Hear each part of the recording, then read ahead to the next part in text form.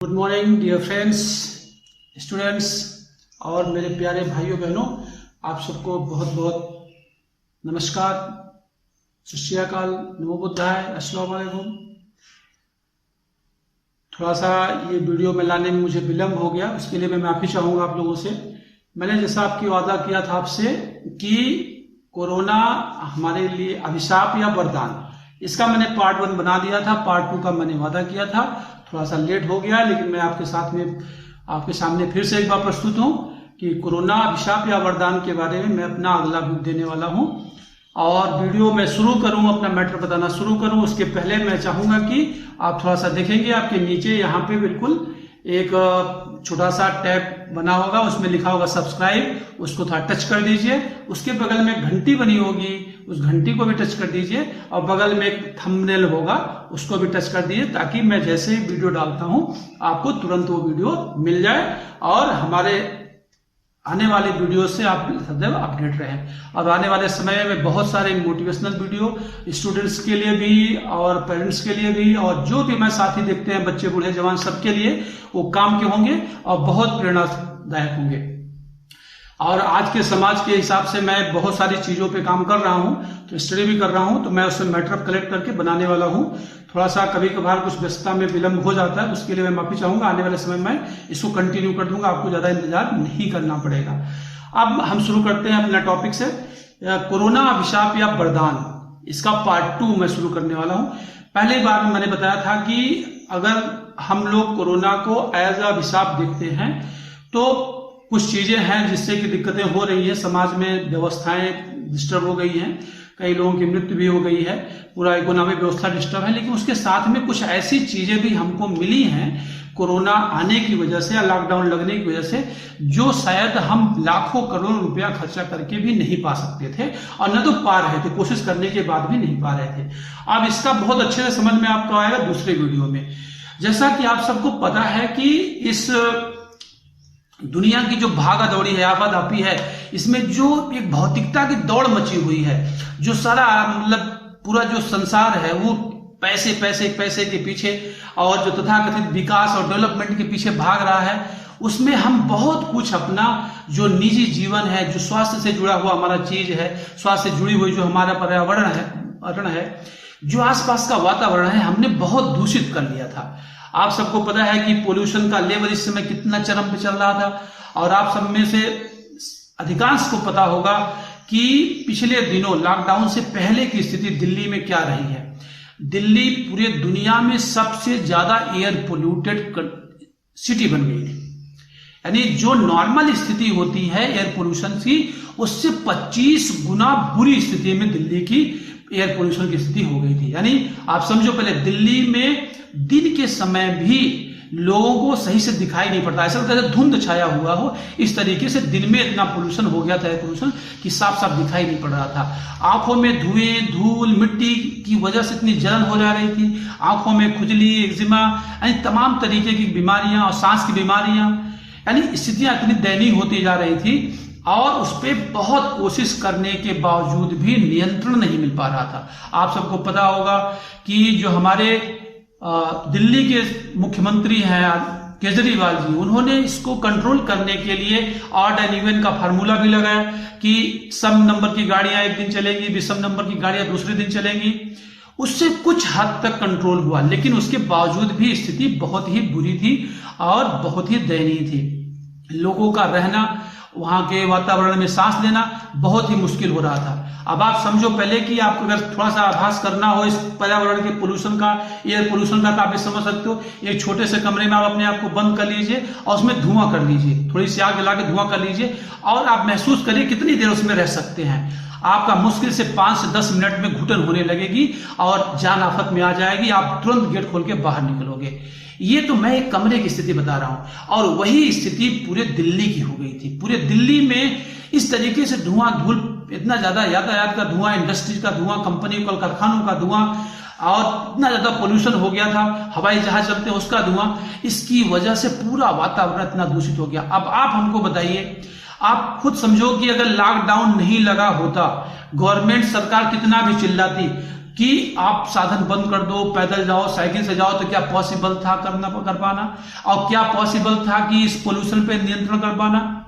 आपको पता होगा कि नासा ने इसको बताया कि 20 साल के सबसे निचले स्तर पर दिल्ली का एयर पोल्यूशन लेवल पहुंच गया है। यानी दिल्ली का जो वायु प्रदूषण है वो 20 वर्ष के निम्नतम स्तर पे पहुंच गया है। और पूरी दुनिया में सबसे ज्यादा एयर पोल्यूशन कहीं है तो वो दिल्ली में है।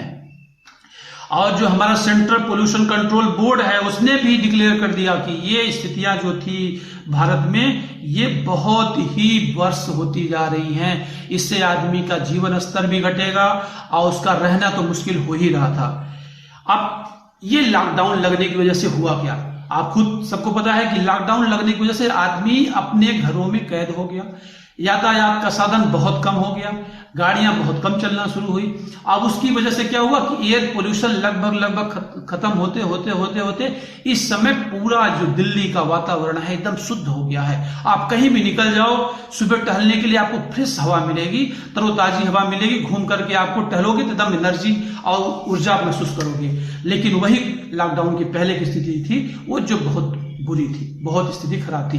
अब आप मुझे बताइए कि अगर ये चीज जो हमको लॉकडाउन की वजह से या कोरोना की वजह से मिली, क्या हम इसको लाखों रुपया खर्चा करके, करोड़ों रुपया खर्चा करके इसको पा सकते थे?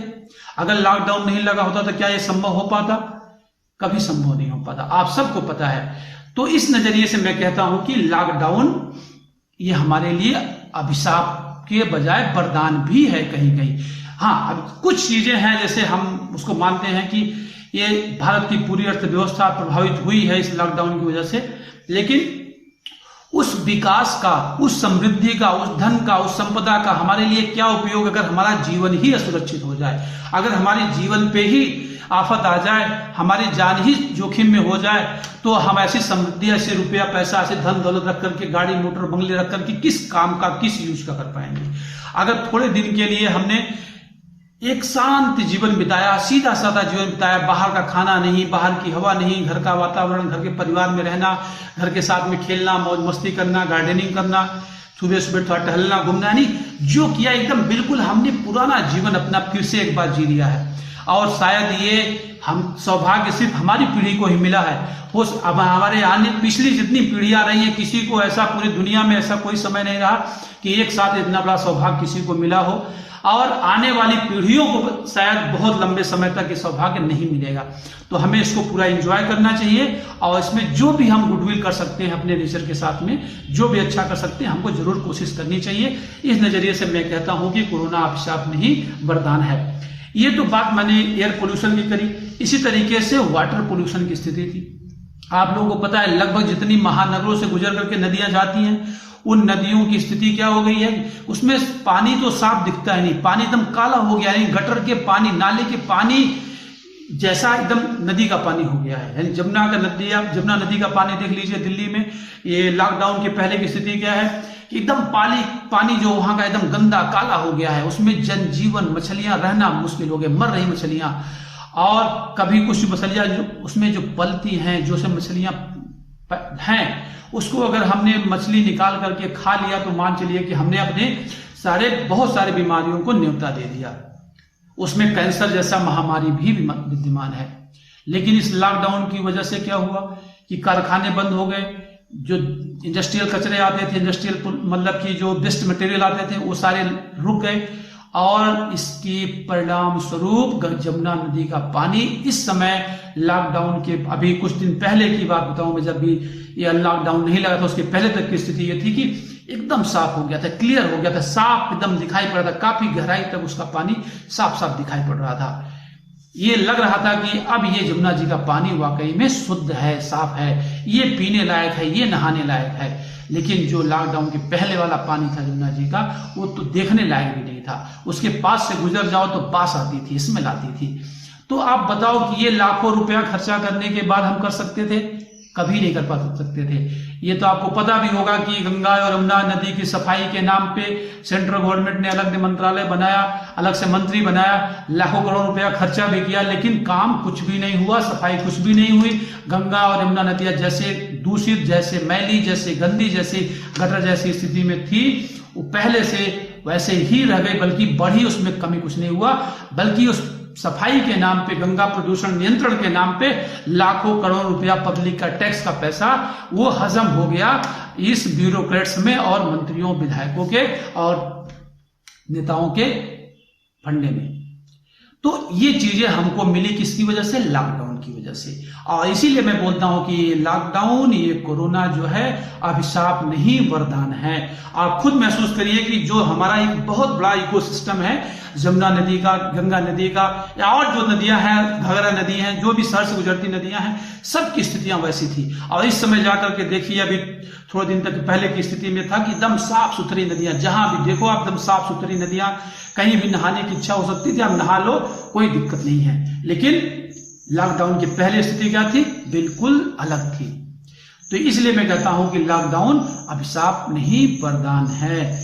इसी के साथ में एक बहुत बड़ी समस्या जो ग्रीन हाउस इफेक्ट, आप लोगों ने सुना होगा, ग्रीन हाउस या ग्लोबल वार्मिंग की समस्या सुनी होगी। वाकई में ग्लोबल वार्मिंग सुना तो है आप लोगों ने, लेकिन मैं समझता हूं कि बहुत से लोगों को ये पता नहीं हो ग्लोबल वार्मिंग है क्या, ये होता कैसे है, इफेक्ट कैसे करता है और कैसे इससे धरती का तापमान बढ़ रहा है। तो मैं थोड़ा सा आपको बताऊंगा उसमें बहुत संक्षेप में कि जो हमारे कारखानों से धुआं निकलता है, गाड़ी मोटर से जो धुआं निकलता है, carbon dioxide, methane, nitrous oxide, chlorofluoro गैसें जो निकलती हैं, ये मेन रूप से ये ग्रीन हाउस इफेक्ट की गैसें होती है। इन्हीं गैसों का उत्सर्जन कारखानों से, गाड़ियों के इंजन में जो ईंधन जलने से धुआं निकलता है उससे उत्पन्न होता है। और ये प्रभाव क्या करती हैं? ये वायुमंडल और धरती के बीच में एक लेयर के रूप में जम जाती है। आप समझो, पहले होता क्या है कि एक बहुत बड़ी लेयर, चूंकि इतना ज्यादा पोल्यूशन, इतना ज्यादा धुआं निकलता है, एक हमारे जो इतना विशाल का अंतरिक्ष वातावरण है, वो बीच धरती और अंतरिक्ष के बीच में एक मोटी सी लेयर, ये धुएं की, इस क्लोरोफ्लोरो, मेथेन और नाइट्रस ऑक्साइड जैसे गैसों की एक मोटी सी लेयर बन जाती है। और उसका प्रभाव क्या पड़ता है? जब सूर्य की गर्मी यहां पे आती है, धरती पे आती है, तो गर्मी सूर्य की आती है, उसका रिफ्लेक्शन होता है। आप समझो, पहले आप सभी जानते होंगे, सूर्य की जो गर्मी आती है, ऊर्जा आती है, इसका रिफ्लेक्शन होता है। और रिफ्लेक्शन होने की वजह से यहाँ की जो गर्मी होती है वो वापस लौट करके अंतरिक्ष में, वातावरण में चली जाती है। लेकिन ये जो गैसें होती हैं, कार्बन डाइऑक्साइड, क्लोरोफ्लोरो, मीथेन और नाइट्रस ऑक्साइड जैसी गैसें होती हैं, ये जो एक मोटी लेयर बना देती हैं हमारे कुछ ऊपर जाकर के। इससे क्या होता है कि ये जो सूर्य की गर्मी का तापमान, जो ऊष्मा है, इसका जो उत्सर्जन होता है रिफ्लेक्शन के बाद, परावर्तन के बाद में वो वापस अंतरिक्ष में नहीं जा पाता, वायुमंडल में नहीं जा पाता और ब्रह्मांड में नहीं जा पाता। और इसकी वजह से वो ऊष्मा जो है वो हमारे नीचे ही बनी रह जाती है, जिसकी वजह से धरती का टेम्परेचर बढ़ता जा रहा है। आप सबको पता होगा कि अभी 25-30 साल पहले चले जाइए तो जो मैक्सिमम टेम्परेचर होता था गर्मी के समय का, वो 30, 35, 36, 37 डिग्री तक का होता था। और इस समय क्या होता है कि 45, 47, 48, 49, 50 डिग्री तक का टेम्परेचर पहुंच जाता है। यानी बाहर निकलने का मतलब आप झुलस जाओगे गर्मी के दिनों में, मई जून के महीनों में अगर बाहर निकलते हो। और त्वचा के तमाम रोग हो जाते हैं इसकी वजह से। और ये प्रभाव किसकी वजह से हो रहा था? ये जो हमारे विकास, तथा कथित जो विकास की दौड़ लगी हुई है, जो एकदम भागम भाग लगी हुई है, इसकी वजह से हो रहा था। और ये संभव कंट्रोल में हो पाया। इस समय आप देख सकते हो कि ग्लोबल वार्मिंग का असर कम हो रहा है, वातावरण शुद्ध हो गया बहुत हद तक। और मैं समझता हूं कि जो ओजोन परत में छेद हो गया था वो भी कुछ हद तक रिकवर हो गया होगा इस लॉकडाउन के पीरियड में, क्योंकि ग्रीन हाउस इफेक्ट इस समय बिल्कुल ना के बराबर हो गया है। तो इसका प्रभाव बहुत ही सार्थक पड़ने वाला है। और इसके लिए हमने पेरिस क्लाइमेट एग्रीमेंट किया, क्योटो प्रोटोकॉल का एग्रीमेंट किया, लेकिन उस सब पे लाखों करोड़ डॉलर खर्चा हुआ, लेकिन कंट्रोल कभी नहीं हुआ। दिन प्रतिदिन ग्लोबल वार्मिंग और ये क्लोरोफ्लोरो का जो इफेक्ट है, ग्रीन हाउस इफेक्ट है, बढ़ता रहा, घटा नहीं। तो अगर आप समझिए पहले कि ये प्रभाव संभव किसकी वजह से हुआ? लॉकडाउन की वजह से, कोरोना की वजह से। अब समझो पहले, अब आप मुझे बताओ कि ये जो इतना बड़ा जो पूरे वर्ल्ड में समस्या छाई हुई थी, ये सिर्फ कोरोना के और कुछ महीने के हमारे आत्मनियंत्रण की वजह से, कुछ महीने हमें अपने आप में जब सीधी सादी जिंदगी जीने की वजह से अगर मिल गया है, तो क्या ये वरदान नहीं है? क्या ये हमारे आने वाली पीढ़ियों के लिए एक नया जीवन का काम नहीं करेगी? आने वाले बहुत कई सालों तक के लिए हमारे पर्यावरण को कुछ बैलेंस करके रखेगी। अब इसको अगर इंसान सबक ले सके, इसको समझ सके, तो इसमें बहुत बड़ी सीख मिलेगी कि हमको किस तरीके से अपने पर्यावरण को संभालना चाहिए और थोड़ा सा नियंत्रण करके, थोड़ा सा व्यवस्थाओं को बदलाव करके, थोड़ा सा इंडस्ट्री और कल कारखानों और जो यातायात के साधनों उसका उपयोग सीमित करके, जहां पे आवश्यक हो वहीं पे यूज करें। और जो रिफाइनरी जो कारखाने हैं उस पे एयर कंट्रोल मतलब कि एयर फिल्टर लगा करके, यानी कुछ ऐसा सिस्टम लगा करके जिससे कि एयर पोल्यूशन जो उसमें हानिकारक गैसें, कार्बन डाइऑक्साइड, क्लोरोफ्लोरो और नाइट्रस ऑक्साइड, मीथेन जैसी गैसें उसमें से डिस्चार्ज होती है, निकलती हैं, उसको शुद्ध करके उसको कुछ फायदेमंद गैस में कन्वर्ट करके या उसका कोई इंडस्ट्रियल उपयोग करके निकाल करके, तमाम ऐसी खोजें हो चुकी हैं लेकिन उसका यूज नहीं कर रहे हैं हमारी सरकारें, हमारी कंपनियां। तो उसको यूज करके हम पर्यावरण को शुद्ध कर सकते हैं, दुरुस्त कर सकते हैं। आप सब खुद महसूस करो, इस समय आप कहीं भी शहर में निकल जाओ तो क्या आपको लगता नहीं है कि आप हम एकदम दूसरी दुनिया में आ गए हैं? साफ हवा है, साफ मतलब कि वायुमंडल है, क्लाइमेट है, बिल्कुल पोल्यूशन नहीं है, धुंध, शोर शराबा नहीं है, एकदम शांत माहौल है, कितना अच्छा लगता है। इसी के लिए हम सुबह सुबह उठ करके पार्क में जाते हैं, घूमते रहते हैं, लेकिन वहां भी सुकून नहीं मिलता है। तो ये संभव हुआ सिर्फ कोरोना आने की वजह से, लॉकडाउन लगने की वजह से। इसीलिए मैं कहता हूं कि कोरोना अभिशाप नहीं, वरदान भी है। कुछ मामलों में तो वरदान बिल्कुल है, जिसको कि हम बहुत दिन से प्रयास कर रहे थे और लाखों डॉलर खर्चा कर रहे थे, फिर भी पा नहीं सके थे। इस लॉकडाउन की वजह से हमको ये मिल सका।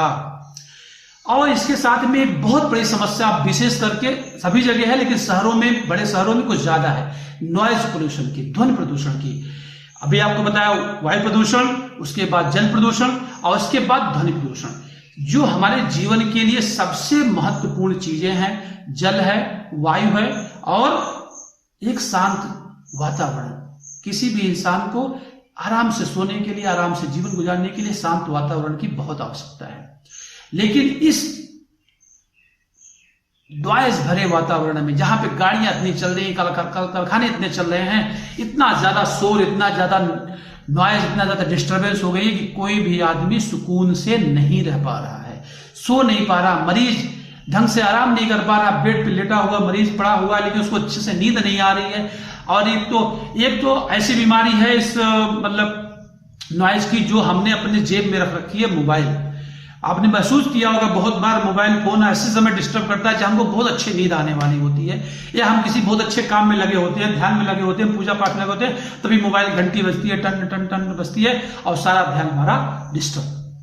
और इस लॉकडाउन के समय में मोबाइल पे भी कंट्रोल लग गया है। आप लोगों ने महसूस किया होगा कि बहुत सारे फोन कॉल्स आना कम हो गए, क्योंकि हमारे काम धंधे बंद है, अधिकांश हमारा आना जाना बंद है, तो हमारा जो फोन कॉल्स था वो भी बहुत सीमित हो गया है, तो वो भी कंट्रोल हो गया है। और पूरा शहर एकदम शांत है, शहर में गाड़ियां चलना बंद हो गई, कारखाने चलना बंद हो गए, शोर शराबा बंद हो गया है, तो बहुत शांत है। तो बहुत सुकून से आदमी अब सो रखता है, जाग सकता है, पढ़ सकता है, लिख सकता है, ध्यान कर सकता है, सब कुछ कर सकता है। और ये चीजें हम लाखों करोड़ों रुपया खर्चा करके, लाखों करोड़ों डॉलर खर्चा करके नहीं कर पा रहे थे, नहीं कर सकते थे।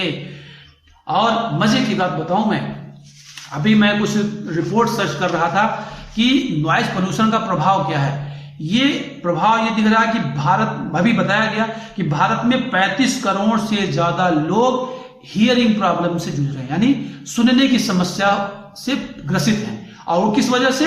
इस जो तथाकथित विकास की दौड़ में जो नॉइज पोल्यूशन हो रहा, ध्वनि प्रदूषण हो रहा, उससे प्रभावित होकर के वो समस्याएं आ रही हैं।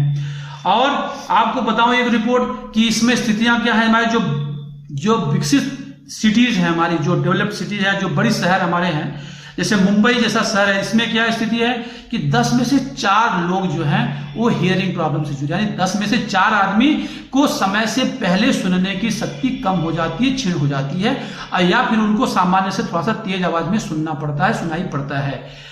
और चेन्नई की स्थिति क्या है कि 15 में से 1 आदमी की वहां सुनने की शक्ति कमजोर हो रही है समय से पहले।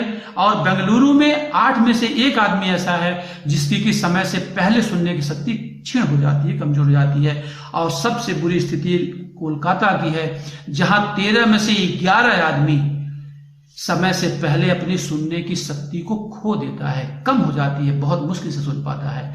अब समझो पहले कि हमारे जीवन का, हमारे मौलिक जीवन का ये दुरुपयोग नहीं है तो क्या है? हमारे जो जीने की स्वतंत्रता है, जो प्रकृति ने हमको एक इतना सुंदर शरीर दिया है, सुंदर वातावरण दिया, सुंदर धरती दिया, ब्रह्मांड दिया, इतने सुंदर नदी दिए, झरने दिए, तालाब दिए, फूल दिए, इतने विभिन्न प्रकार के जंगल दिए, औषधियां दिया, ये किस लिए दिया? ताकि हम स्वस्थ रह सके, इसका आनंद ले सके, एंजॉय कर सके। लेकिन हमने क्या किया? हमने अपनी अंधी दौड़ में, भागम भाग में इन सबको विखंडित कर दिया, इस सबको बर्बाद कर दिया, और हमने अपने चारों तरफ एक ऐसा वातावरण बना लिया, एक ऐसा जंगल राज बना लिया जिसमें कि हम न तो शुद्ध हवा पा रहे हैं सांस लेने के लिए, न शुद्ध पानी पा रहे हैं पीने के लिए, और न शुद्ध खाना पा रहे हैं खाने के लिए। एक अभी आप लोगों को पता है कि इस समय खादों का प्रयोग, कीटनाशक दवाओं का प्रयोग, ये सब खेतों में इतना ज्यादा हो गया है कि उसकी वजह से तमाम बीमारियां बढ़ती जा रही हैं। कैंसर जैसी भयंकर महामारी भी ये हमारे जो सब्जियों में, फलों में, अनाजों में जो अनलिमिटेड कीटनाशक दवाओं का, तमाम खादों का उपयोग किया जा रहा है। और आप सबको पता भी होगा, बहुत लोगों को, कि तमाम ऐसे कीटनाशक दवाएं हिंदुस्तान में धड़ल्ले से बिक रही हैं जो विदेशों में 10 साल पहले टोटली बैन कर दी गई हैं। वही कंपनियां इंडिया में आकर के यहाँ के मंत्रियों को, यहाँ के सांसदों को, यहाँ के नेताओं को पैसा खिला करके, ब्यूरोक्रेट्स को पैसा खिला करके, कंपनियां लगा करके धड़ल्ले से बिजनेस कर रही हैं और लाखों करोड़ों रुपया कमा करके, लूट करके यहां से ले जा रही हैं। और साथ में हमको एक दूभर जिंदगी, एक मौत से जूझने वाली जिंदगी, एक बिल्कुल मतलब निरोगी, जो हमारी रोगग्रस्त जिंदगी हमको दे दी गई है। आप लोगों ने सुना होगा, देखा होगा कि इस समय कैंसर, आर्थराइटिस, डायबिटीज और तमाम आंख की समस्या, सुनने की समस्या, स्किन की प्रॉब्लम, ये सब एकदम आम चीजें होती जा रही हैं और एक सामान्य से लोगों को, बच्चों को भी हो जा रही हैं। डायबिटीज और कैंसर, आर्थराइटिस और ये सब समस्याएं, पैंक्रियाज की समस्याएं, ये सब डिप्रेशन की समस्याएं बहुत ज्यादा बड़े बच्चों को भी प्रभावित कर रही हैं। क्यों? क्योंकि हमने जो अपने आसपास की दुनिया गठित कर ली है, एक नई दुनिया बना ली है जिसको हम की विकसित दुनिया कहते हैं, तथा कथित बहुत वैभवशाली दुनिया कहते हैं। उस दुनिया का ये साइड इफेक्ट है कि हम खाने से ज्यादा पैसा दवाओं पे खर्चा। अगर आप ईमानदारी से लिखना शुरू करिए, जोड़ना शुरू करिए कि अपने जीवन में कितना पैसा दवाओं पे खर्चा करते हैं, इलाज पे खर्चा करते हैं और कितना खाने पे खर्चा करते हैं, तो निश्चित ही आपके जीवन काल में इलाज पे खर्चा होने वाले पैसे का रेशियो ज्यादा बढ़ जाएगा अपेक्षाकृत खाने पीने पे खर्चा करने वाले पैसे भी। क्यों? आप इस समय सामान्य है, आप शहर में चले गए इलाज कराने, 10,000, 5,000, 20,000, 50,000, लाख रुपए, 2 लाख रुपए कोई बड़ी बात नहीं है। अगर एक हफ्ते 10 दिन एडमिट हो गए तो लाख रुपए, 1.5 लाख रुपए आपका गया, सामान्य स्थिति है। और थोड़ा सा सीरियस बीमारी कोई हो गई, कोई सर्जरी कराना हुआ तो 2, 4, 5 लाख, 10 लाख रुपए चंदों में उड़ जाते हैं, मिनटों में उड़ जाते हैं। हमको कमाने में उसको सालों लगता है, लेकिन गंवाने में हफ्ते 10 दिन लगते हैं। और वह किस वजह से? जो हमने अपनी नई दुनिया बना ली है, अपने चारों तरफ ये जो विकसित दुनिया बना लिया है, डेवलप दुनिया बना लिया है, ये सारी समस्याएं उसकी वजह से है। हम इतने ज्यादा आराम तलब होते जा रहे हैं, इतने ज्यादा नाजुक होते जा रहे हैं, कोई फिजिकल एक्सरसाइज नहीं करना, मेहनत नहीं करना, पैदल नहीं चलना, साइकिल नहीं चलाना, हर चीज हमको गाड़ी से करनी है, हर चीज हमको फास्ट चाहिए, हर चीज हमको बना बनाया चाहिए, यानी सब मशीन से काम कर लो, हमको कुछ न करना पड़े। तो क्या होगा? तब हम सब जब पैसा इधर से शरीर का श्रम बचाएंगे तो सारा जो पैसा है वो ले जाकर के डॉक्टर को देंगे और तकलीफ अलग से झेलेंगे। आप ये मान के चलो कि जो हमको ऊपर वाले ने शरीर दिया, ईश्वर ने, प्रकृति ने हमको जो ये सुंदर शरीर दिया है, इसको जितना हम परिश्रम करेंगे, जितना हम कठोर श्रम करेंगे, उतना ही आनंददायी होगी, उतना ही मजे से, उतना हम स्वस्थ रहेंगे, तंदुरुस्त रहेंगे और फिट रहेंगे। तो मैं आप सबको ये कहना चाहूंगा, मेरा ये लास्ट में संदेश है आखिर में, कि इस लॉकडाउन के टाइम में जो हमको एक अनुभव हुआ, एक जो अद्वितीय अनुभव हुआ हमको, एक बिल्कुल फ्रेश वातावरण का अनुभव हुआ, फ्रेश हवा का अनुभव हुआ, फ्रेश जल का अनुभव हुआ, एकदम साफ सुथरा स्वच्छ जल का अनुभव हुआ, एक ध्वनि रहित वातावरण का अनुभव हुआ। हम अगर प्रयास करें तो इसमें बहुत कुछ इसको हम बनाए रख सकते हैं। थोड़े से मैं आपको हिंट दूंगा, आप सबको समझ में आ जाए। बहुत आप लोग बुद्धिजीवी इंसान हैं, आपको बातें बहुत समझ में आती हैं। फर्क कहाँ है कि हम समझते सब कुछ हैं, जानते सब कुछ हैं, कहते दूसरे से सब कुछ हैं, लेकिन करते खुद कुछ नहीं है। यही एक सबसे बड़ा अंतर है जिसकी वजह से ये सारी समस्याएं बढ़ती जा रही हैं। जैसे अभी हम चाहें तो बहुत से लोग अपनी गाड़ियों का उपयोग, कारों का उपयोग, बाइक का उपयोग कम कर सकते हैं। छोटी दूरियां हम लोग साइकिल से तय कर सकते हैं, पैदल जा सकते हैं, हम अभी स्थिति ये बन गई कि 100-200 मीटर भी हमको पैदल चलने में तकलीफ होती है, तो जो 100-200-500 मीटर की दूरियां हम पैदल कवर कर लें। अगर हमारा 1-2 किलोमीटर का रेंज का है तो हम साइकिल से कवर कर लें।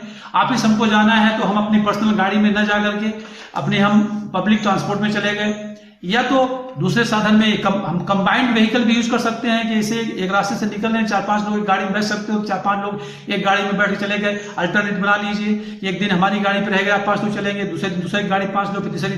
तो अगर 5 लोग एक गाड़ी में जा रहे हैं और 4 गाड़ियां बच रही हैं तो 4 गाड़ियों का पोल्यूशन कम हो रहा है।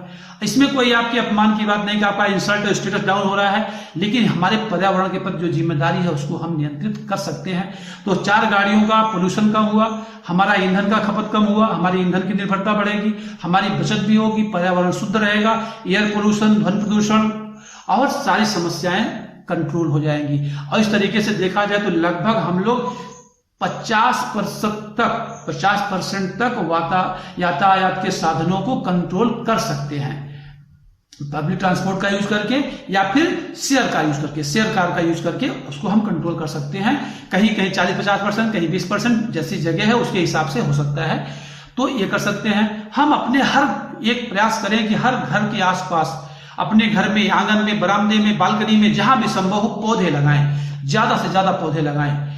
और उसमें 100 वाले पौधे तो लगाए ही, लेकिन 100 वाले पौधों के अलावा अब बोनसाई पौधे जो होते हैं उसमें बरगद का पेड़, पीपल का पेड़, आम का पेड़, महुए का पेड़, नीम का पेड़, ये भी बोनसाई पौधों के रूप में लगाया जा सकता है। 100 वाले पौधे जो होते हैं वो देखने में तो अच्छे लगते हैं, लेकिन वातावरण को उनसे बहुत ज्यादा फायदा नहीं होता है। अगर वहीं पे हम एक बोनसाई पौधे में नीम का पेड़ लगा दें, एक गमले में लगा के नीम का पेड़ लगा दे, पीपल का पेड़ लगा दे, बरगद का लगा दे, तो उससे शुद्ध वातावरण मिलेगा, एक आध्यात्मिक वातावरण बनेगा हमारे घर के आसपास चारों तरफ, और उससे हमारा घर का परिवेश जो है वो शुद्ध होगा। तुलसी का पौधा तो जरूर हर घर में लगाएं। इससे क्या होगा कि हमारा वातावरण, हमारा स्वास्थ्य मेंटेन रहेगा, सुस्त रहेगा। इसके साथ में हम एक काम और कर सकते हैं कि हम जो जरूरी नहीं कि सरकार ही हर चीज करे, हमको खुद से भी कुछ जिम्मेदारियां लेनी चाहिए। अपने सामने की नाली है उसकी सफाई करना, अपने गली मोहल्ले की सफाई करना, कचरा ला करके नाली में नहीं डालना, वो जहां पे डस्टबिन बना है वहां पे डालना, और सूखे गीले कचरे का जो रिसाइकेबल कचरा है उसको अलग करना, और जो गीला कचरा है जैसे फल की सब्जियों के छिलके हैं, सब्जियां हैं खराब हो गई उसको जानवरों को दे देना। इस तरीके से थोड़ा बहुत अगर हम करें तो हमारे जो तमाम गंदगी हो जाती है हमारे अनजाने में, थोड़ी सी जल्दबाजी या थोड़ी सी हमारी गलती की लापरवाही की वजह से, वो भी दुरुस्त हो सकता है, नियंत्रण में हो सकता है, कंट्रोल में हो सकता है। इसको भी हम कर सकते हैं। तो ये भी हम जरूर करें, प्रयास करें इसको करने का। और साथ में एक चीज और करें जो सबसे जरूरी है कि सामाजिक स्तर पर सुप्रीम कोर्ट की अद्यतन गाइडलाइन है कि जो भी बड़े कारखाने हैं जो उसमें से पोल्यूटेड एयर निकलता है, पोल्यूटेड पानी निकलता है, वाटर निकलता है, उसको प्यूरिफाई करके ही वातावरण में छोड़ा जाए, नदियों में छोड़ा जाए पानी को। लेकिन कोई कंपनियां इस मानक को फॉलो नहीं करती हैं। तो अगर हम सामाजिक रूप में, सामाजिक संगठन के रूप में, सामाजिक एकता के रूप में अगर इस चीज का दबाव बनाएं, अभी आपको बीच में सुना होगा लॉकडाउन के टाइम में एक गैस त्रासदी हो गई और गैस त्रासदी में बहुत सारे हमारे मजदूर भाई मारे गए, लेकिन उस पर कोई विशेष कार्य नहीं हुआ होगा, विशेष उसमें रियायत या बहुत उसको रिलीफ नहीं मिला होगा लोगों को।